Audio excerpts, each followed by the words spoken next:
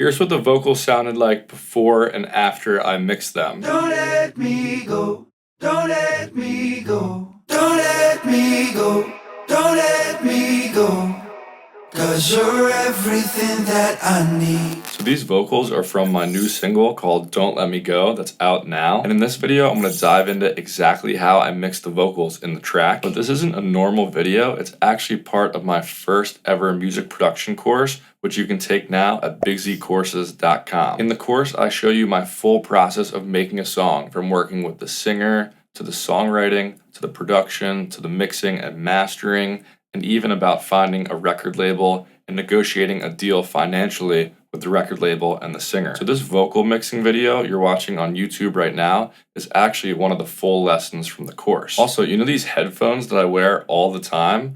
Well, I bought a brand new pair of them right here, and I'm going to give them away for free to someone that takes the course in the next 2 weeks. They're worth $500, and I really love them for producing and mixing. And I'll ship them anywhere in the world, so I'll announce the winner in my next video. Anyway, I'll shut up now. I hope you enjoyed this video. And if you like it, you can learn more at bigzcourses.com. When mixing vocals, I think it's really important to use a reference track. Try to find a reference where the vocalist has the same gender and is singing in a similar range as your track. And you want to use a reference that's from a big artist with proven success. I chose this Martin Garrix song, Starlight. If I have to go, please don't tell me when.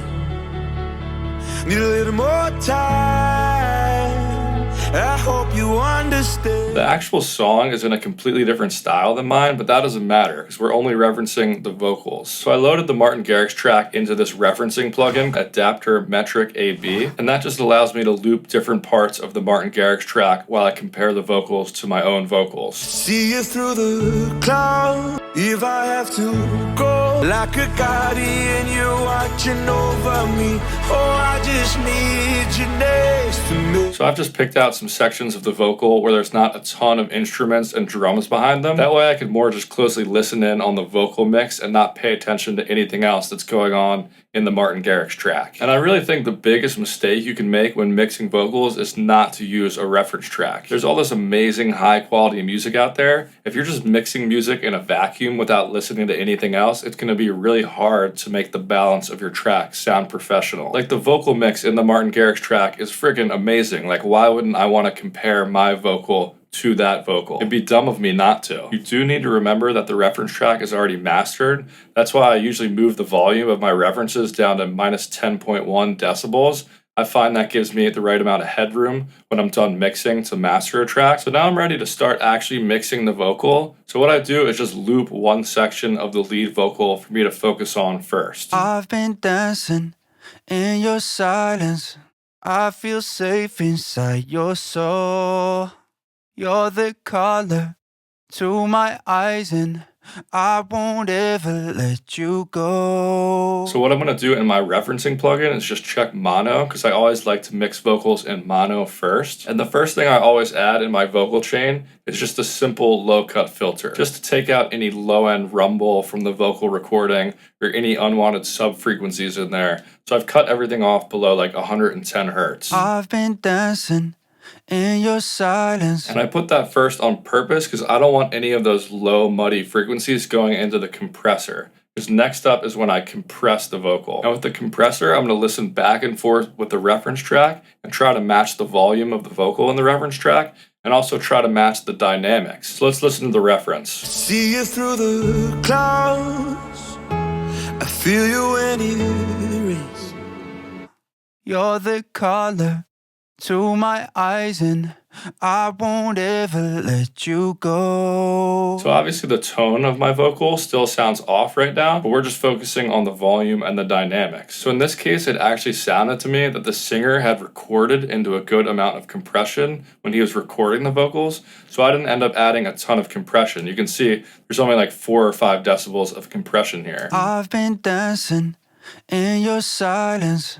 I feel safe inside your soul. And then I'm adding some makeup gain here to try to match the overall gain of the reference track. Once the volume is matched, that's when I can really start to compare the overall tone of my vocal with the reference track vocal. So for that, I open up an EQ after the referencing plugin. That way I can see the tone of the reference track.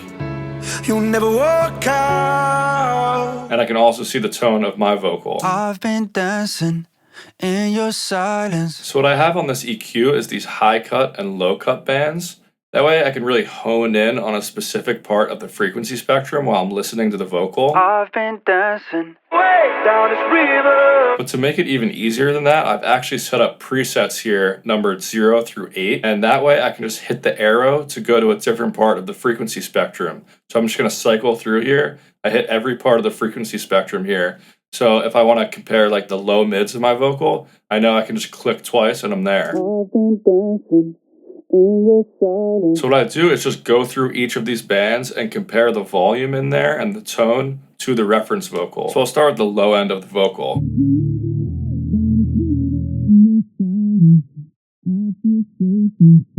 And if you notice in this EQ, my vocal is really peaking a lot higher down here than the reference track. So that means I need to clean up the low mids in my vocal. So that's why in this EQ I have on my vocal chain, I've really reduced the low mids with this dynamic EQ here.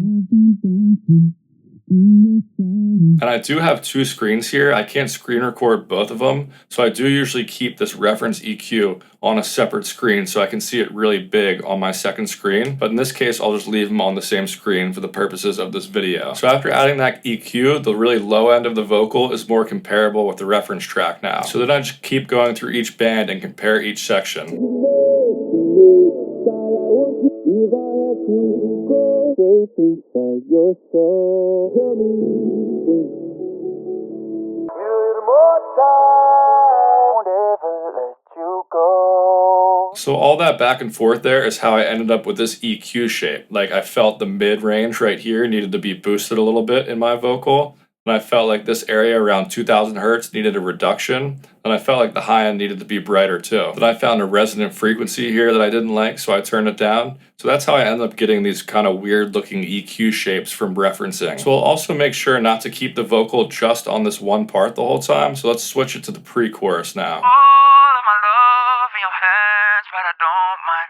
Every moment with you is a lifetime. And that's when I started to notice there are some harsh frequencies around like 1000 to 2000 hertz when I compared it back to the reference. And that's why I have OK Sound Soothes plugin in here. It's just going to reduce those resonant frequencies between like 1000 and 2000 hertz. So I have a really narrow band on there. All of my love in your hands, but I don't mind. Every moment with you. So it's reducing all those resonant frequencies that pop up too loud by about 3 decibels in this case. And then we get to the last band. I like to compare the super high end of the vocal to see how crisp the vocal in the reference track is.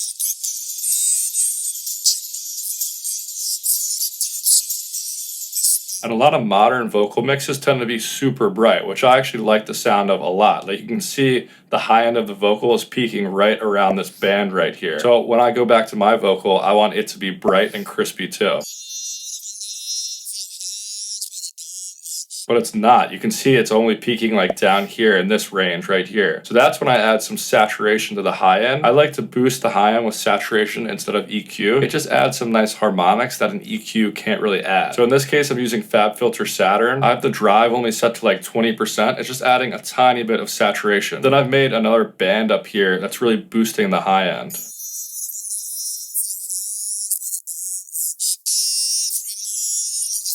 And after I'm adding this plugin, I'm boosting the level by a lot. You can actually see the high end of my vocal is starting to sound more comparable to the reference now.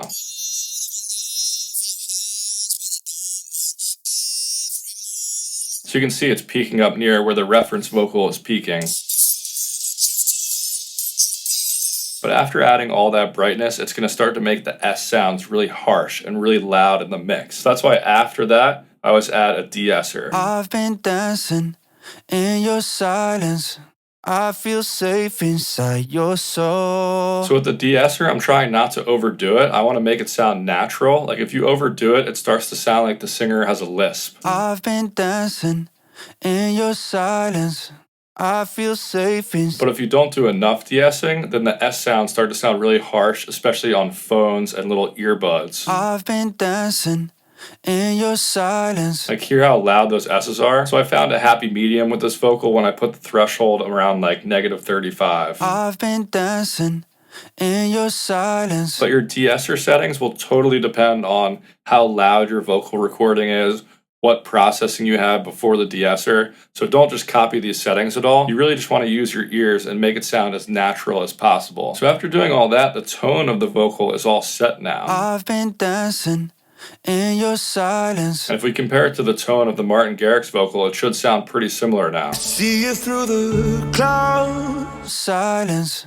I feel safe inside your soul. But now we got to think about stereo width and adding some reverb and delay to the vocal. Now I'm going to add a little width to the vocal. I don't want it just right in the middle of the mix, so I'm adding a tiny bit of stereo widening to it to make it sound a little bigger. I've been dancing in your silence. These settings are really subtle though. You don't want to mess up the whole character of the vocal by making it super wide. I've been dancing in your silence.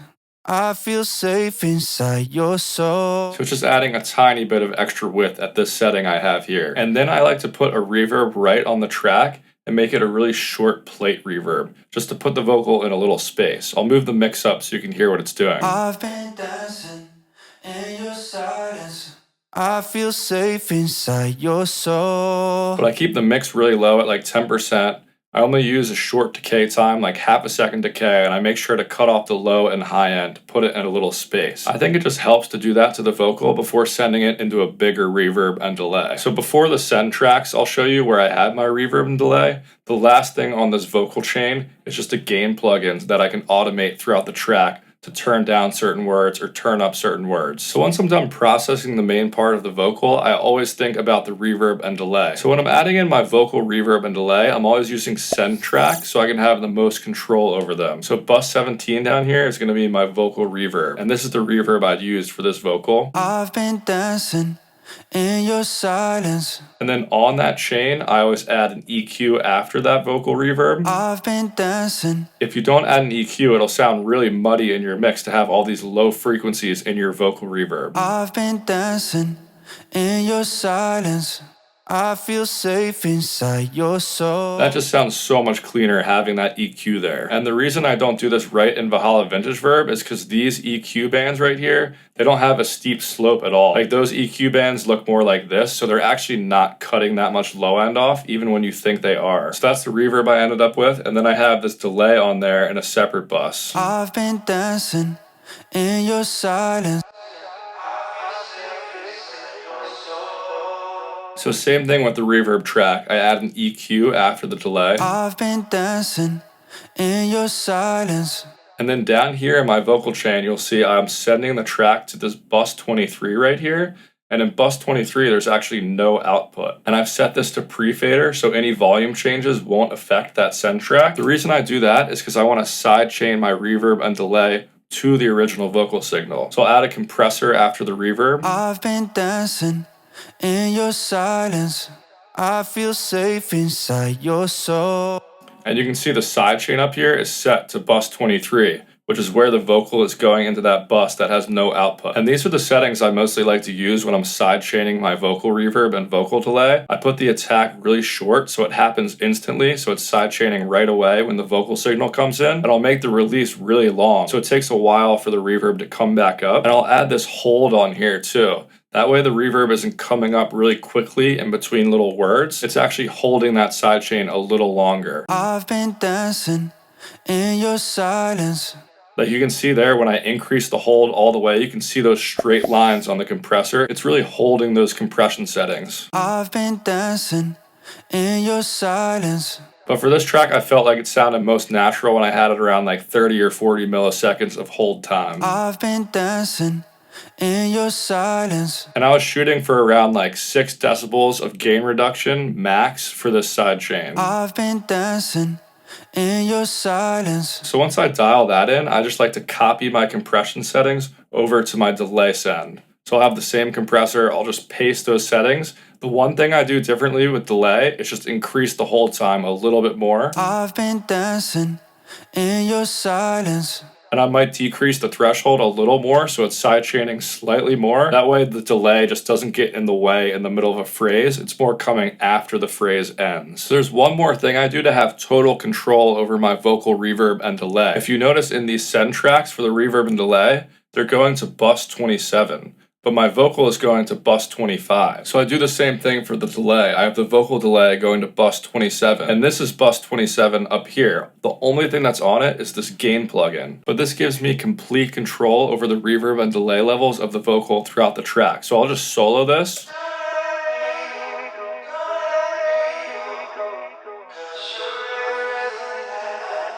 So if I go into the automation settings here, this just means at any point in the track that I want to, I can just totally shut off the vocal reverb and delay using this gain automation. Don't home, so don't let me go.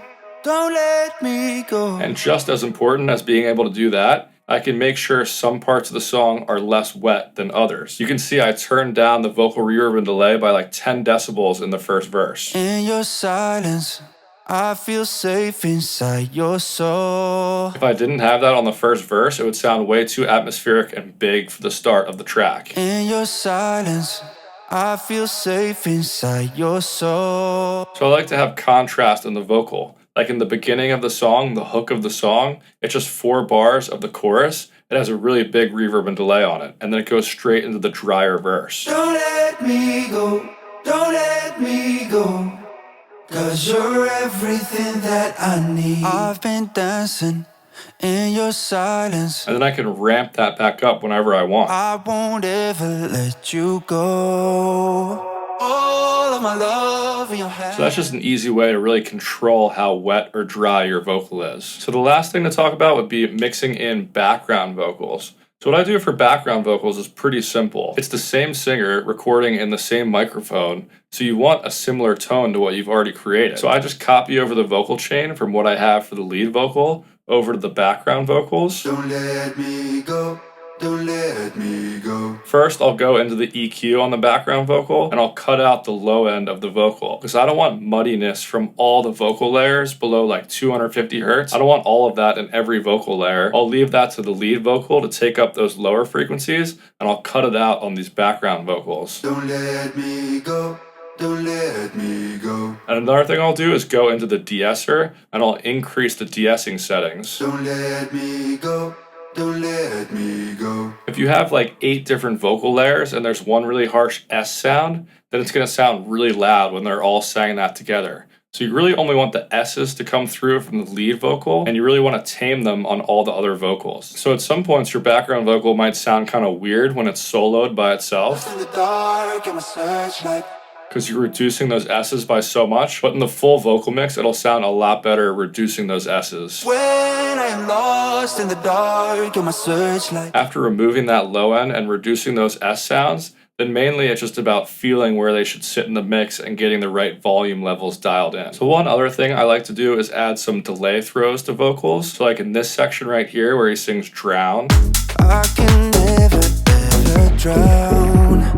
You're the whole instrumental kind of filters out and it really centers in on the vocal. So when I add a delay throw in, I actually just duplicate the track with all the same settings on it. Then I add a delay at 100% wet.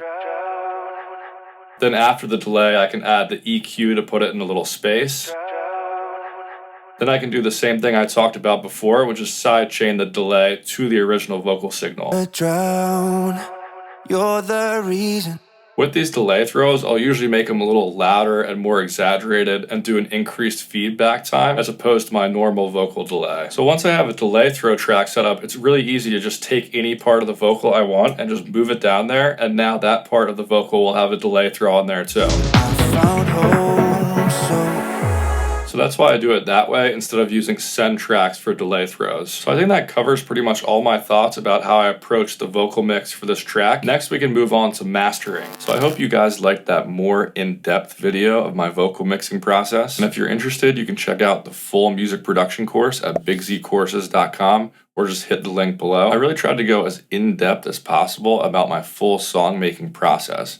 I even talked about how much I paid the singer and what kind of deal I was able to structure with the record label, with the royalty splits and all of that. Also in the course, which I think is really cool, you have the ability to talk to other producers who are taking it, so you can ask each other questions and share your music and give each other feedback too. And like I said, in 2 weeks, I'll be selecting someone to win this brand new pair of headphones. So thanks for watching and being patient with me. I know I haven't come out with as many videos recently because I've been working hard on finishing up this course. So now I'm actually going to take off a week for vacation and just chill out and recharge. We've got some great videos planned for when I come back. I can't wait to show you guys those. Thanks for watching. Peace. I've been swimming in your water.